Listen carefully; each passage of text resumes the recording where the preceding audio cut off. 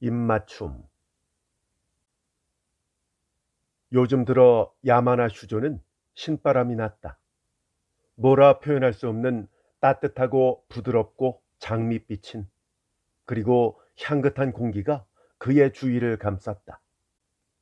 관청 사무실에 낡은 책상에 앉아 부지런히 일을 할 때나, 같은 책상 위에 알루미늄 도시락통을 얹어놓고 네모지게 굳어버린 밥을 먹을 때, 목이 빠지게 기다리던 4시가 되어 관청의 문을 박차고 나와 버드나무 가로수 아래를 찬바람처럼 터벅터벅 걸을 때나, 언제나 그 공기는 그의 주위를 몽글몽글 감돌았다. 왜냐고? 야마나 슈조, 요 한 달 전에 사랑하는 새색시를 맞이했기 때문이다. 어느 날 그는 4시를 알리는 소리에 마치 수업이 끝난 초등학생처럼 서둘러 돌아갈 채비를 하고, 과장인 무라야마가 아직도 책상 위를 주섬주섬 정리하는 모습을 힐끗 곁눈질하고는 관청에서 뛰어나오자마자 곧바로 집을 향해 걸음을 서둘렀다.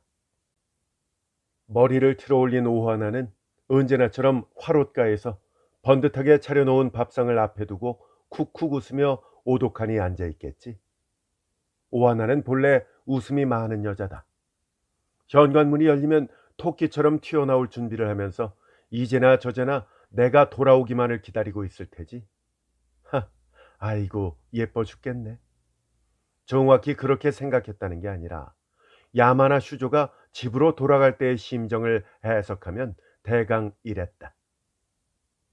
오늘은 어디 한번 요 귀여운 것을 놀라게 해볼까? 집 문 앞이 가까워지자 슈조는 혼자 희죽 웃으며 생각했다. 살금살금 느릿느릿 대문을 연 다음 현관의 장지문을 열고 소리 없이 조심조심 신발을 벗은 뒤에 말도 없이 거실 앞까지 숨어들었다. 이쯤에서 에헴하고 헛기침을 할까? 아니지. 잠깐, 혼자 있을 때는 어쩌고 있나 살짝 훔쳐봐야 되겠다. 찢어진 장지문 틈새로 거실 안을 보니 이게 웬일인가? 야마나 슈조, 얼굴이 낯빛으로 변해서 경련을 일으켰다. 거실 안에서 해괴한 광경이 펼쳐지고 있었던 것이다. 상상대로 오하나는 분명 화로 앞에 앉아 있었다.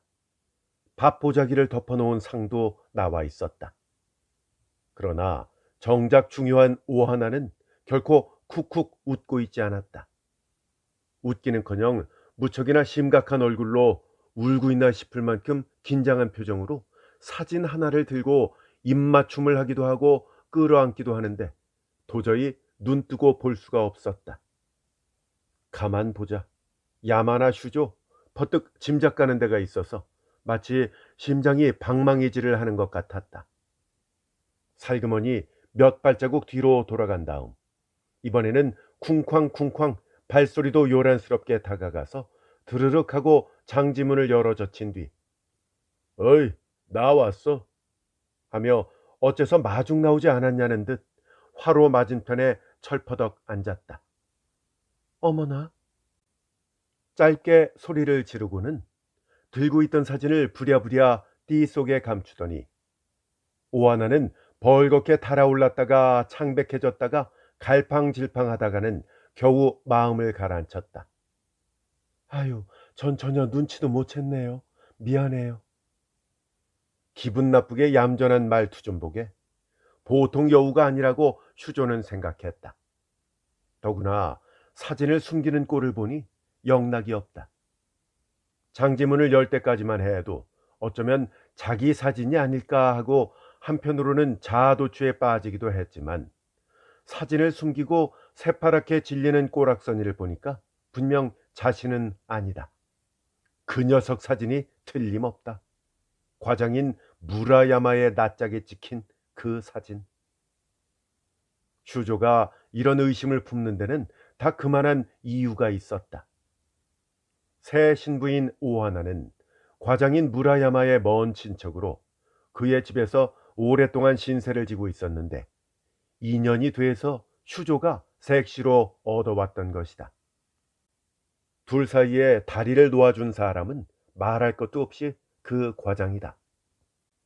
과장이라고는 하지만 연배로 치자면 슈조와 비슷한 또래인데다가 부인이 있기는 하지만 소문난 추녀이니 의심하기 시작하면 실상 어찌 된 심판인지 누가 알 소냐. 슈조 고분고분 물려받기는 했지만 이제 와서 생각해 보면 수상쩍기는 하다. 또 하나 수상한 것은 오하나가 뻔질나게 무라야마의 집을 방문한다는 점이다. 떠나온 지 아직 한 달밖에 되지 않았는데 슈조가 아는 것만 해도 네다섯 번은 찾아갔다. 때로는 밤이 되어서야 돌아온 적도 있을 정도다. 이리저리 생각을 하다 보니 그만 딱 우라통이 터져서 슈조는 가슴이 갈기갈기 찢기는 듯 했다. 그가 또 대단한 질투심의 소유자이다 보니. 그러나 우선은 천연덕스러운 태도로 저녁을 먹은 뒤 여느 때처럼 실없는 농담을 주고받을 기분도 아니고, 또 그렇다고 사진의 정체를 캐내지 못한 상태로는 서재에 틀어박힐 수도 없는 노릇이라서 둘이서 얄궂게 서먹한 분위기에서 눈싸움만 하는 형편이다. 대체 누구 사진이냐고, 이 번번이 목구멍까지 차오르는 그 말을 간신히 삼키며 슈조는 가만히 오하나의 거동을 감시했다.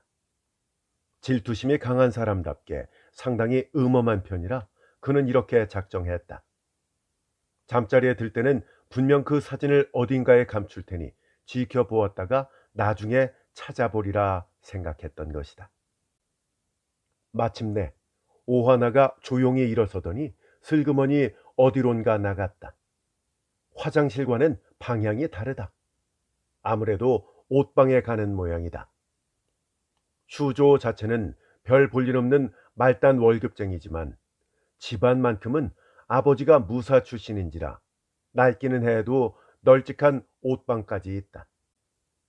장롱에다 숨기겠거니 했지만 장롱도 몇 개나 되니 나중에는 알 도리가 없다. 좌우지간 오하나의 뒤를 쫓는 것이 상책이다. 슈조 살짝 일어나더니 마누라를 따라 그림자처럼 뒤를 밟았다. 아니나 다를까 옷방이다. 방금 들어간 터라 아직 장롱의 자물쇠를 달각달각 열고 있다. 대체 어느 장롱에 어느 서랍에 넣을 것인지 다행히 뚫려있던 장지문의 구멍에 눈을 대고 살그머니 들여다본다.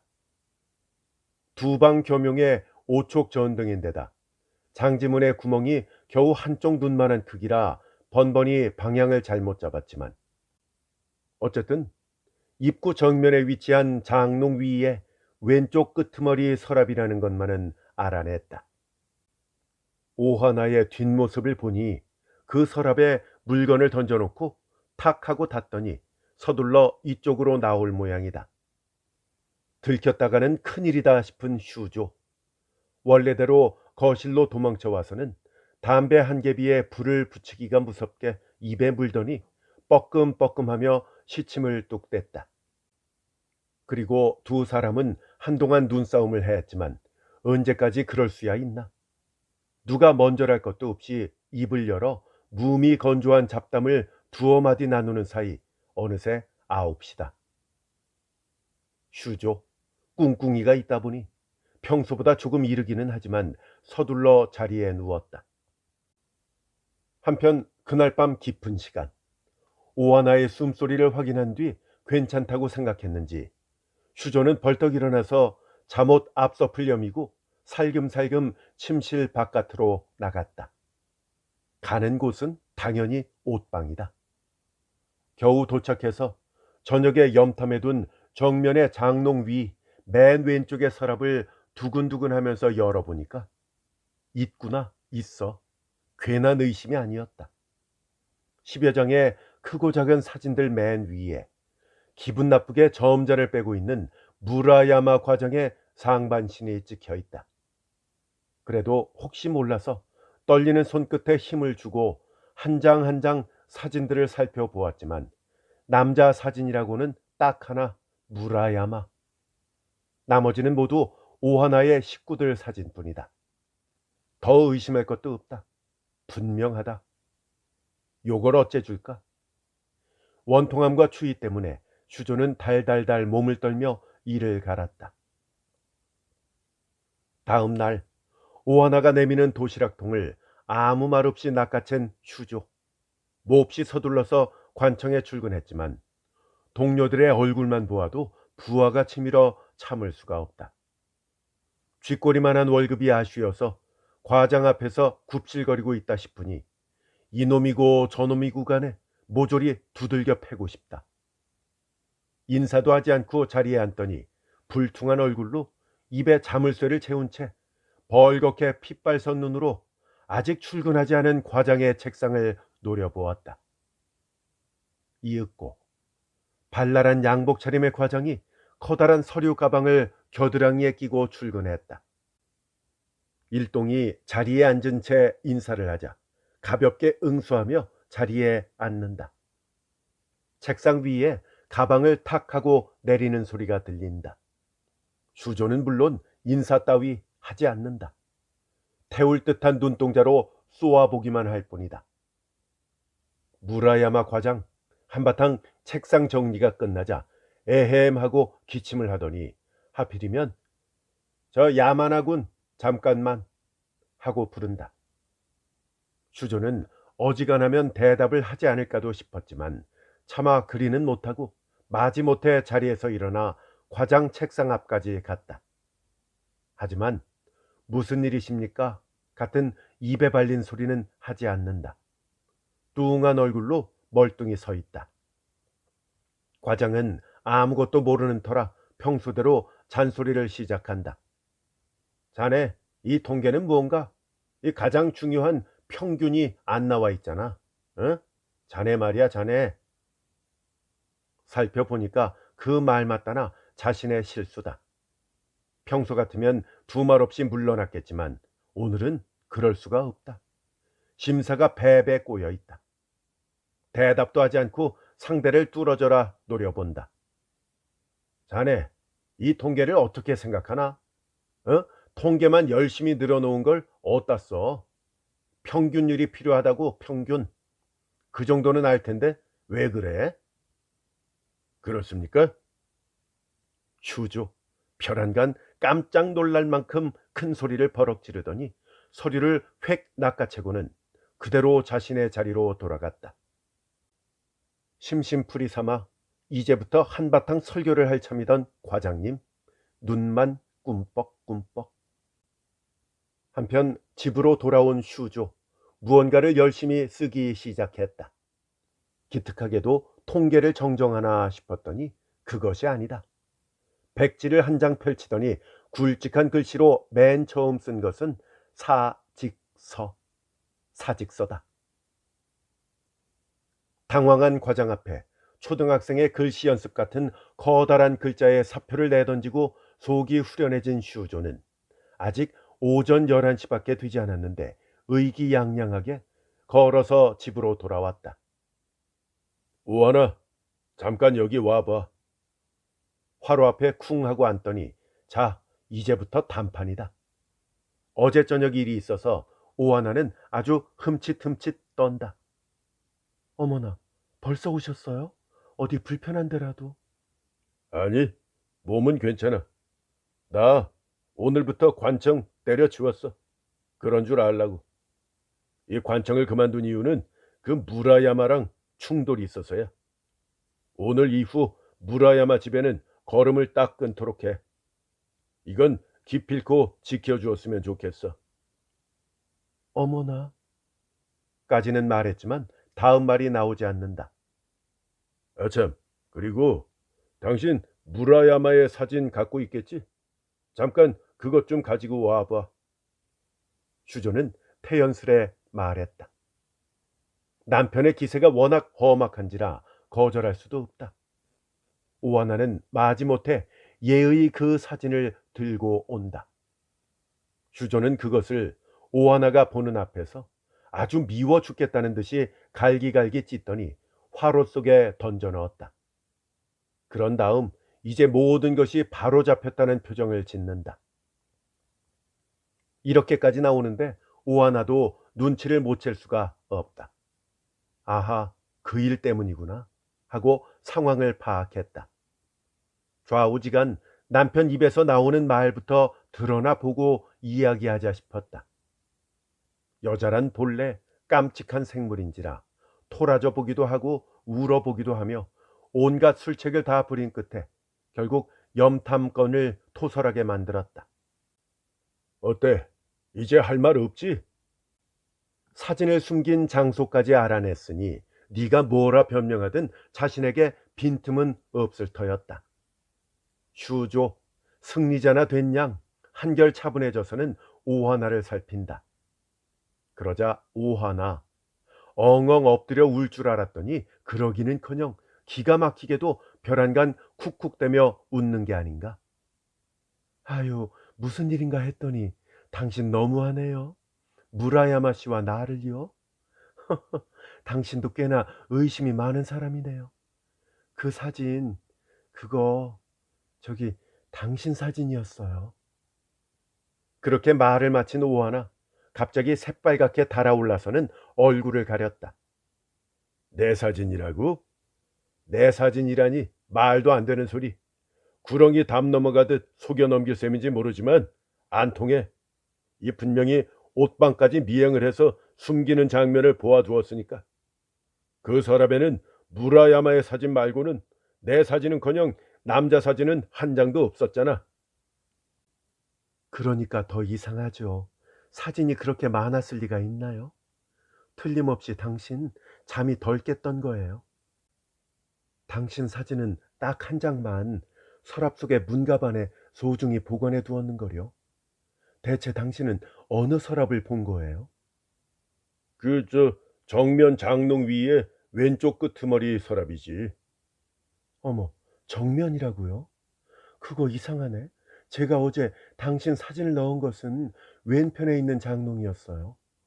서랍은 위에 있는 왼쪽 끄트머리가 맞기는 하지만 장롱 자체가 다르잖아요. 그럴 리 없어. 이 역시 날 속이려 드는구만. 난 장지문에 뚫린 조그만 구멍으로 들여다보았으니까 왼쪽 장롱 따위는 보일 수가 없다고. 무조건 정면이 맞아. 아무리 서둘러 따지면 정면과 왼쪽처럼 전혀 방향이 다른 것을 잘못 볼 리가 없어. 그거 참 이상하네요. 이상하지 않아. 이 당신 무안하니까 괜히 허튼 소리를 하나 본데 쓸데없는 수작은 작작 좀 해. 하지만은 뭐가 하지만이야. 누가 뭐래도 내 눈은 틀림없다고. 묘한 입씨름이 되고 말았다. 남편은 방 정면에 벽 쪽에 놓인 장롱이라고 하고 아내는 왼편 벽 쪽에 놓인 장롱이라고 주장한다. 두 사람의 주장에는 90도의 차이가 있다. 아, 알겠어요. 갑자기 오하나가 외쳤다. 당신 그러지 말고 이쪽으로 좀 와보세요. 무슨 일인지 알겠어요. 무턱대고 소매자락을 잡아당기는 바람에 슈조가 하는 수 없이 끌려가 보니 옷방이었다. 이거 틀림없이 이거예요. 오하나가 그렇게 말하며 손가락으로 가리킨 것은 새로 산 양복장. 작년 말 임시수당에 예금 이자를 보태서 장만한 신식 양복장이다. 그런데 그게 대체 어찌 되었단 말이냐? 아시겠어요? 보세요. 이 문에 붙어있는 거울 말이에요. 이 문이 열려 있어서 마침 장지문의 구멍 앞쪽에 있었던 거죠. 그래서 정면의 장롱은 가려지고 엉뚱하게도 왼쪽 장롱이 비쳐서 정면에 있는 것처럼 보인 거예요. 아하, 양복장 문짝에 붙어있는 거울이 장지의 구멍 앞을 향해 45도 각도로 열려 있었다면 거울에 비친 왼쪽 장롱이 정면에 있는 것처럼 보이기도 했겠다. 두 장롱은 생김새도 아주 비슷하니까 헷갈리는 것도 무리는 아니다. 더구나 어두침침한 전등불 아래였고 또 급히 서두르던 참이기도 했다. 내 착각이었나? 슈조는 충격을 받아 기운이 쑥 빠졌다. 남의 사진이라는 다른 남자의 사진이라는 지일의 짐작은 터무니없는 착각일 뿐, 오하나가 슈조를 지독히도 사랑한 나머지 슈조의 사진에 입도 맞추고 끌어안기도 했던 것이라면 실수도 이런 실수가 없다. 덩실덩실 신바람을 냈어도 모자랄 판에 엉뚱하게 성질이나 부리다가 물릴 수도 없는 사표까지 썼으니 말이다. 자, 이렇게 되면 주객전도 상황이다. 단숨에 세력을 만회한 오하나는 이번에야말로 정말 울기 시작했다. 관청을 그만두다니 내일부터 어쩔 생각이냐? 이 불경기에 곧바로 취직 자리가 나올 리도 없고, 그렇다고 놀고 먹을 처지도 아닌데 당신도 참 물불 안 가리는 사람이다. 당신은 내가 무라야마의 집에 들락거린다고 화를 내지만 그게 다 당신의 출세를 위한 것인데 누가 그런 집에 가고 싶어 가는 줄 아느냐? 남의 마음도 몰라주고. 이렇게 탓하고 원망하고 한탄하는데 이거야 원. 야마나 슈조, 지금은 입이 10개라도 할 말이 없다. 그뿐 아니라 당장 입에 풀칠할 길이 막막했다. 질투란 할 것이 못 되는구나. 그는 사무치게 한탄했다. 그러나 독자 여러분, 남자란 다소 음험해 보여도 근본은 어디까지나 어수룩하게 태어난 생물인 법이다. 그리고 여자란 겉으로는 세상 모르는 철부지처럼 보여도 마음 깊은 곳에는 천성적인 음험함이 둥지를 틀고 있는 생물인 법이다. 이 오하나만 해도 이야기의 표면에 나타난 모습 그대로의 여자인지 아닌지는 심히 의심스럽다. 만약 앞서 나온 거울 속임수가 그녀의 창작이었다면 어쩔 텐가? 그녀가 입을 맞추고 끌어안은 것이 역시 무라야마 과장의 사진이었다면 말이다. 그야 어찌 되었건 남자인 야마나 슈조는 그렇게까지 못된 의심을 할 정도로 음험하지는 않았다.